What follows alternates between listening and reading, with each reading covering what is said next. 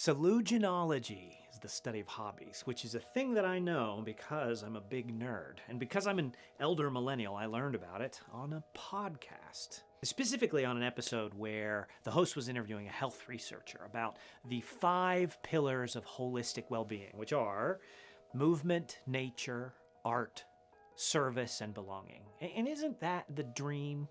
A life full of those things? Movement, nature, art, service, and belonging. And it occurs to me that my involvement at Skookum gives me a heavy dose of each of those things. Movement, that's easy. The Landing, our emergency shelter for children entering foster care, is predominantly staffed by volunteers. I like to tell people it works like a volunteer fire department. There are people all across the community, men and women, just like you and me, who understand its value and pass a background check and get some training and then put themselves on the schedule for a few hours each month. The Landing operates in a quintessential Bellingham Craftsman just outside of Fairhaven. And inside, it feels like my grandparents' house, to be honest.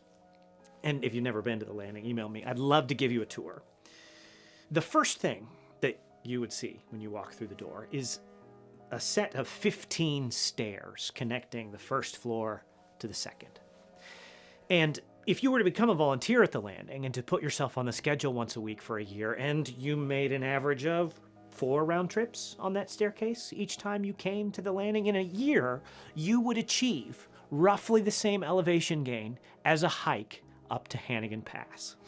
Now, if you were to have kept up that rate of volunteering over the going on 12-year period for which the Landing has been open 24/7, day or night, weekends, holidays, whenever children need a safe place to be, you would have climbed more than 30,000 feet.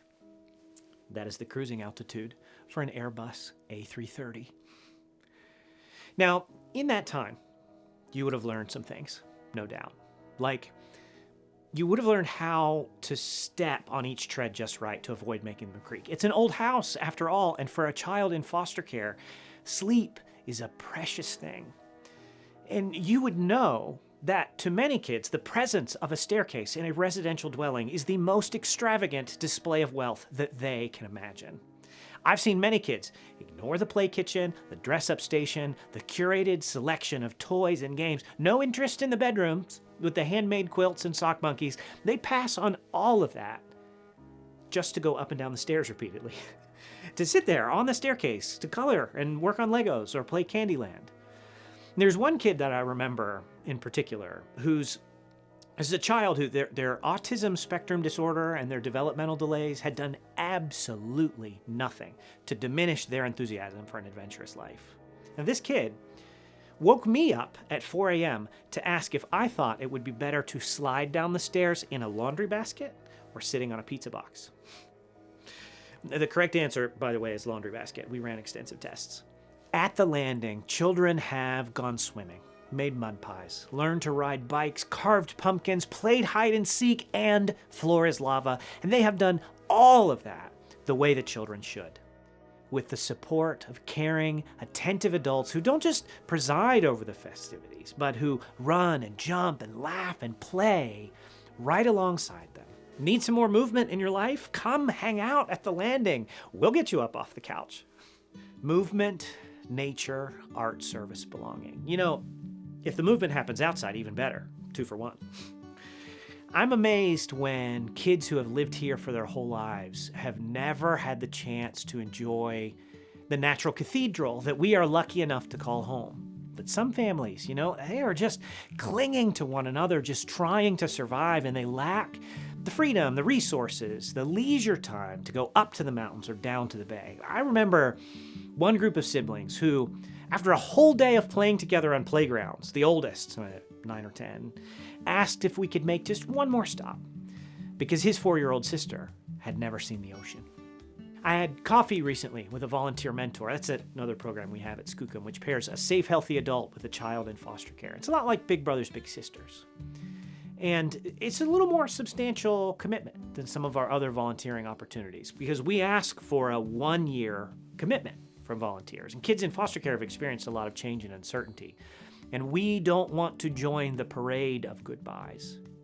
And this mentor and I were meeting to talk because He'd been paired with a kid in foster care who was having some behavioral challenges at school. This little guy was disrupting class and clearly frustrated, but not really talking to anybody about it. So we thought we'd try a mentor. And after a few months, it was night and day different. This kid stopped disrupting class. His grades were improving, and he actually seemed to be enjoying school. It was like magic.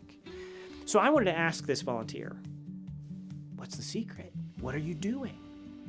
And he told me that once a week for almost a whole school year, he'd picked this kid up at school on Thursday, early release day, and driven to the beach.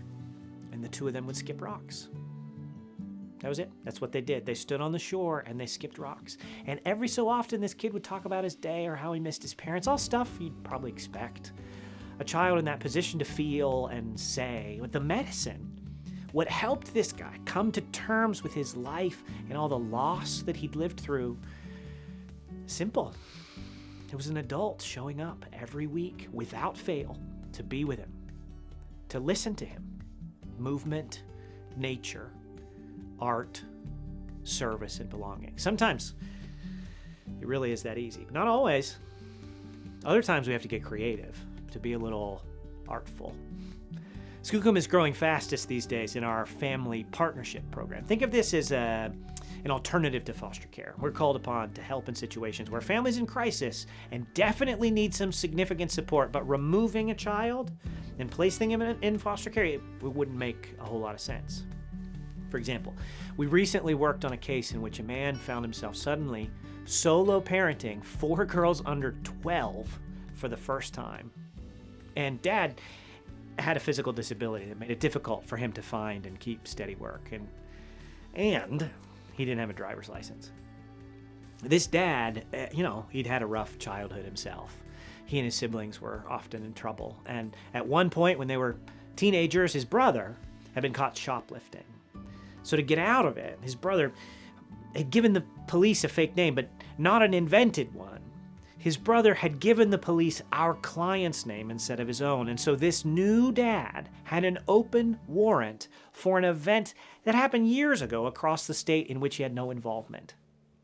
But here's the kind of guy he is. He walked to the Bellingham Police Department and tried to turn himself in. And they said, "We gotta help you, dude. You gotta go to the town where all that happened. Talk to them." But it's hours away. He can't drive anyway. And now he's a solo parent to 4 daughters. This dad, he really wants to rise to the occasion. He wants to show up for his kids, but that is a lot of stuff stacked against him. So imagine for a minute that you are the family support specialist assigned to this case. How do you help this family? Where do you even start? I can tell you what the family support specialist who did work on this case got into. She started by helping him set some routines and establish some structure that would allow this family to successfully navigate school and doctor's appointments and extracurriculars and all the burdens that come with being a family of 5. She helped him learn parenting skills, like how to set and maintain boundaries and how to be emotionally responsive to his children in their distress and how to correct and redirect behavior. Foundational stuff that you and I might take for granted, but this dad had never even witnessed, much less learned himself. And then she set her sights on the big prize, driver's license. When she met this dad, he'd failed the written test twice, and he was pretty sure that he was not capable of getting a license to drive. He was losing hope, but not her. Oh no, she believed. She found a practice test. They studied together. She convinced one of his relatives to take him out practicing, 3-point turns, parallel parking. And when he started to doubt, she would remind him, this is so you can drive those girls to gymnastics and to soccer and to sleepovers and SATs. And before you know it, off to college. On test day, he was full of nerves, but could not have been more prepared, honestly. And he passed, no surprise, the written finally and the driving portion first try. And when she told us this story in the office, she said he seemed taller after that. That father has had a hard parenting road, and he's got more hard road ahead of him. That house is about to be full of middle school hormones, and he is not done needing support, I'm sure. None of us are. But we managed to find a way for him to prove to himself what he can accomplish. That is art. Movement, nature, art, service, belonging. I'm not sure, honestly, who felt better about his achievement, that father or us. And that's the beauty of service. When you ride the laundry basket coaster at the landing, when you show up every Thursday afternoon for a year to skip rocks, when you help a new father study for his driver's test, you are doing some good in the world. Sure. But a lot of good's happening inside you too. Service is food for the soul. That's why I will never be shy about asking you to volunteer at the landing as a mentor or as a foster parent, because I know that if you can find the time to give yourself in service to kids, to families, to your community, not in the hopes of achieving anything like a final solution for every ill in society, but to contribute, to do your part, to help, the attempt alone will nourish your soul. It's not complicated. Service is just showing up and doing what you already love, something you already know, something you are already good at, but doing it with new meaning. From the beginning, service has been the essence of Skookum Kids. It's what makes this different.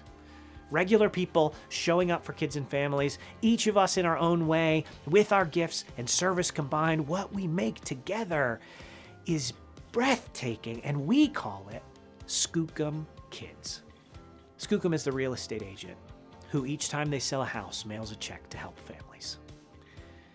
Skookum is the retired teacher who spends one afternoon a week helping a foster kid learn long division. Skookum is the business leader who sponsors a table at Eat, Drink, and Be Giving every year. Skookum is the recent college grad who, while they're applying for graduate programs, spends a year working overnights at the landing. Skookum is the young family who put one more high chair at the table for a kid they did not birth, but will treat like their very own. Skookum is the church that decides there is a mission field in its own backyard. Skookum is the team of volunteers who make the landing available for kids whenever they need a safe place, more than 100 volunteers strong. And Skookum is the group of families who have made a pledge of ongoing financial support. Skookum is all of us, showing up for kids, taking a turn, doing what we're good at, and giving what we can. We've been at this for a while now. This summer, we celebrated Skookum's 11th anniversary. It was back in 2014 that a group, including Abby and myself and a few others, started meeting regularly to imagine what we might be able to accomplish together. What could we do to improve the lives of children in foster care and their families? And 11 years is long enough now that every so often some of the longer tenured staff members, Becca, Kayla, Ellie, Abby, some of the others, we get to telling stories. Because there are some good ones, believe me. And that happened one afternoon in the office just a couple months ago. Coincidentally, it was the first day for a brand new member of the team. He went on for a few minutes, remember the time when, and remember the kid who, and things like that. And as the conversation broke up, we all went back to work. And this brand new staff member turned to me and said, "I just can't wait to be one of you guys." And I said, "If you want to be, you already are." Friends, if you want to belong here, you do. If you want to be part of Skookum Kids, you are. There is no ceremony, no application, no entrance exam. If you want to help kids and families impacted by foster care, welcome to the team. Roll up your sleeves, put on your apron, your tool belt, get out your computer, your checkbook, whatever you bring to the table, however you want to contribute, to sacrifice, to serve, to give, you are in. You are one of us, and we are so glad to have you. These stories are only possible because people just like you give in moments just like this. So I'd ask you to consider, what would you like to do to help kids and families? Visit skookumkids.org/give. There you will find multiple secure ways to contribute. One of our favorites is a pledge of monthly support. That's a commitment to give faithfully each month. Pledges provide the stability that allows Skookum to do innovative things. Pledges allow us to go above and beyond, to be artful.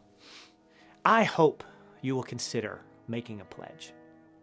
But however you decide to get involved, we're happy to have you here, because Skookum Kids is a way for everyone to participate in foster care. The address one more time, skookumkids.org/give. Thank you in advance.